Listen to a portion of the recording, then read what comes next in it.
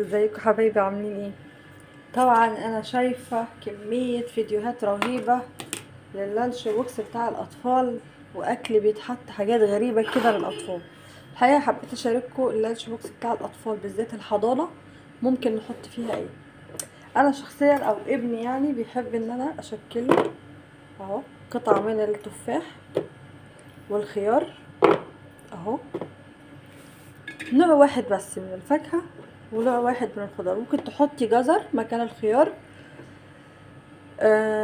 ممكن تحطي مكان التفاح جوافة، موز، اي حاجة، برتقال، اي حاجة، مفيش اي مشكلة يعني براحتك. مع سندوتش صغير كده من اللانشون، او لو هو زي ابني كده بيحب الجبنة بالخيار، الجبنة البيضة بالخيار ده افضل واحسن بكتير. ممكن تختاري يعني. هتحطي له كيكة توينكز وكيكة هوهوز، واحدة كاندي مع شوكولاتاية والعصير والزبادي. بصراحة اكتر من كده في اللانش بوكس افورة، بس ممكن تحطي اقل من كده. مش بقولك حطي كل ده، لا، اقل من كده كمان.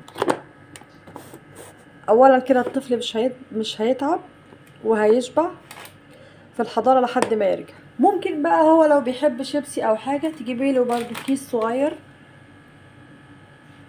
شيبسي، تبدلي بقى يا زبادي يا عصير يا شيبسي. ما تحطيش حاجات اكتر من كده. طبعا انا بسمع ان في مكرونه بقى واكل طفل، ايه ده اللي هو رايح فين؟ هو رايح يشتغل؟ الكلام ده طبعا غير صحيح بالمره، وعمر الطفل ما هيقدر ياكل اكتر من كده. وكمان عشان زمايله مش يبصوله في الاكل بتاعه يعني الحاجات دي. وبشوف ان الاطفال بيتخانقوا عليها كمان في الحضانه، بيبقى منظر مش حلو. في اطفال فعلا كتر الحاجات عليها بتتعبها، وكل شوية نعمل بقى نروح للدكتور ونزلات معوية وشغل غريب. فهو ده اللي انا بحطه بصراحة. وكمان ببقى اشيل من الحاجات دي لانها بترجع اصلا في اللانش بوكس كمان اتهدرت، ما عادتش نافعة للاكل.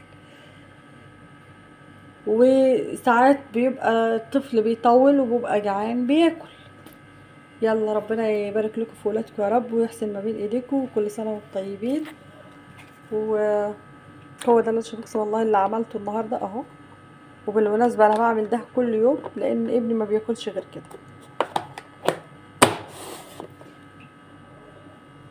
هو ده اللانش بوكس بتاع الاطفال للحضانة، لا متعب ولا مرهق ولا مكلف. يلا باي باي، حبيت اشارككم بس اللحظة دي. مع السلامة.